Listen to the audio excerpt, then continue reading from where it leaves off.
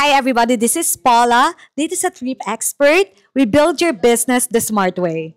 Hello guys! And today, pag-usapan natin para once and for all, malinaw para sa lahat ng mga kababayan natin dito sa UAE kung ano nga ba ang tinatawag na freelance or freelancer.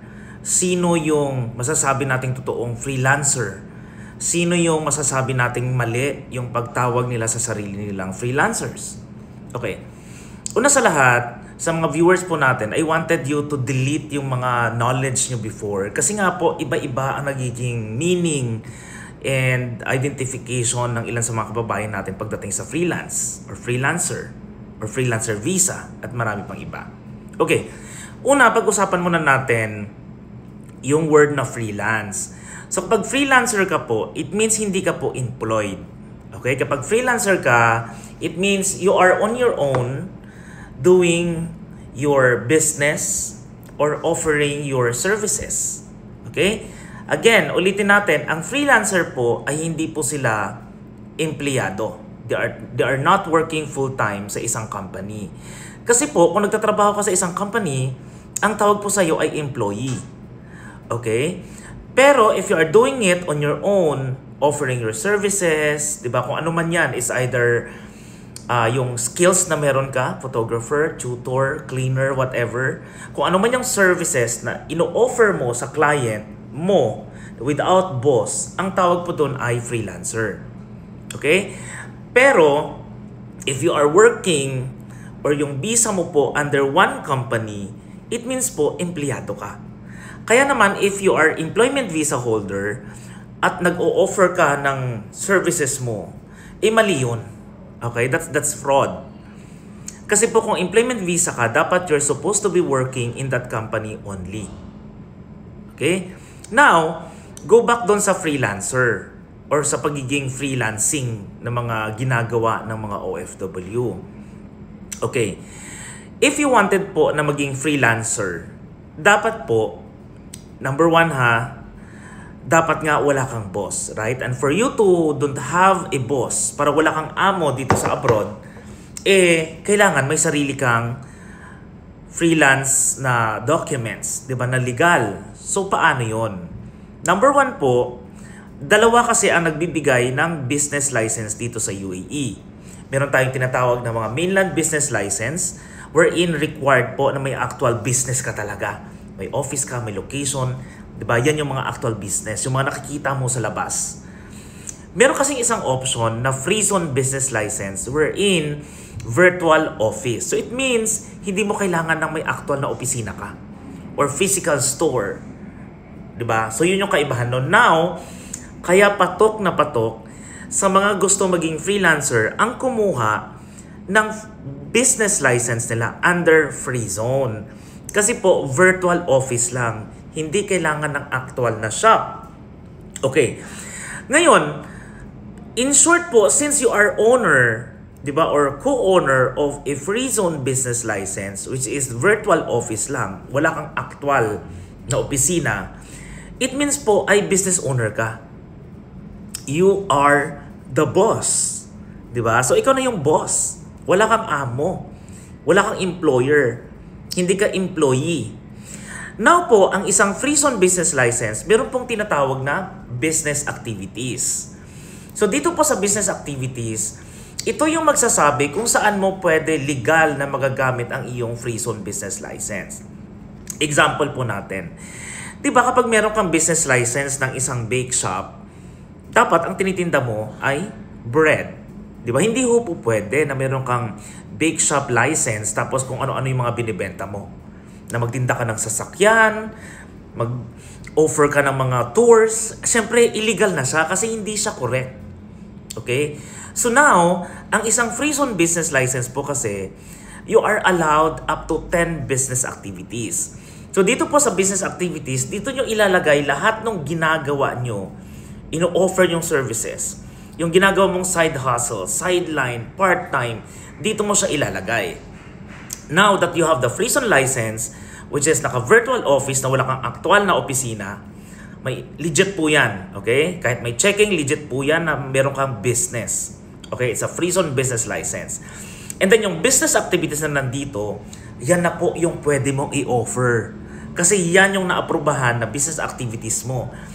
Ang kagandahan sa Free Zone Business License is pwede kang mag-mix ng mga business activities dyan kahit hindi sila connected sa bawat isa. Example, cleaning services. So, pwede kang maglinis ng mga bahay, di ba? Na kung ano-ano, that's cleaning services. Pwede kang mag-travel and tours. So, pwede kang mag-offer ng mga ticket, tours. Di ba? Pwede kang lifestyle development consultancy. Pwede kang mag-home service ng mga tawag nito, ng mga anything na related sa lifestyle. So, when you say po natin lifestyle, medyo malawak po yan. Medyo related siya sa health. Pwedeng yoga, pwedeng massage, pwedeng parang salon consultancy ka. Malawak yan. Okay? Pwede ka rin maging event management. Di ba? Kung gusto mo magkaroon ng mga events dito. Pwede ka rin mag-parties at events. So, pwedeng mga catering na may party at kung ano-ano pa. Pwede ka rin mag-e-commerce. Ang e-commerce po, pwede ka magbenta online. Di ba? Or magbenta ka ng anything na buy and sell. Meron tayong general trading. At marami pa pong iba. All you need to do is just declare everything na ginagawa mo dito sa iyong business activities. Now, if you have the Free Zone Business License na at nandun na lahat ng business activities mo at meron ka ng Emirates ID, yes po, ikaw na ay legit na freelancer dito sa UAE. Meron tayong special topic dito. How about, sir, ang amo ko hindi naman po nagbibigay sa akin ng visa. Okay? So, sabi nila, ako daw mag-provide ng sarili kong visa. So, in that case po, make sure lang na naisama nyo sa business activities yung trabaho mo na gagawin sa kanila. Kasi at the end of the day, hindi ka naman nila bibisahan di ba? Hindi ka nila empleyado. So, might as well, better po na ilagay nyo po sa services ng inyong Free Zone Business License ang mga gagawin nyo sa kanila para po kayo legal. So, in short po, hindi nila kayo employee. Okay? In short, you are a freelancer offering your services to that company. So, hindi ka dapat tumatanggap ng salary. Di ba? Tumatanggap ka ng payment for the services that you rendered to that company. So, yan po yung mga legal. Okay? At ang tamang paggamit po ng word na, sir, freelancer po ako. So, it means po, hindi ka nagpo-full-time job. Okay. Last reminder lang po na kapag binanggit natin ang Free Zone Business License and business activities, not all business activities are accepted under Free Zone Business License. Okay? You can contact po Trip Expert International, Trip Expert PRO Services, or Trip Expert International Dubai. Yan, sa Facebook yan. Or you can also visit po ang aming office dito sa office number 16. Yan. Actually, dito yung office number 17. Dito po ako naka-base. Yan. So, I'm the owner of the company. And then, dali ko kayo sa kabila para makita nyo kung gaano kalaki yung office namin. So, yan. May mga business license tayo dyan under Free Zone. And then, dito tayo sa kabila. Dito naman po ang sales team. Ayan. So, dito sila nakapwesto. Naka-cubicle sila dyan. Yan. So, mayroon tayong malaking couch dito to accommodate everyone. And yung mga team po natin, may kanya-kanya silang cubicle dyan. Ayan, yung mga masisipag nating team. So, pwede kayong dumalaw dito sa office number 16 and 17 ng Sky Signature.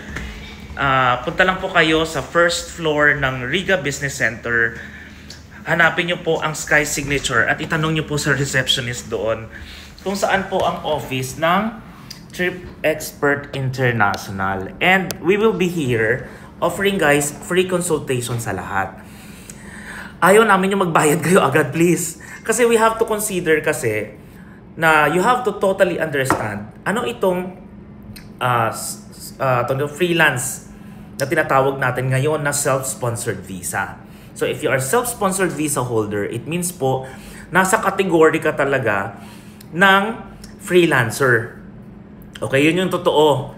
So kung self-sponsored po, you are considered as business owner kaya hindi mo na kailangan ng OEC, WPS, and contract verification. You are no longer OFW. So if you wanted to go home, uwi lang po kayo. Bili lang po kayo ng ticket and magbayad lang po tayo ng travel tax every time na bumabalik kayo dito.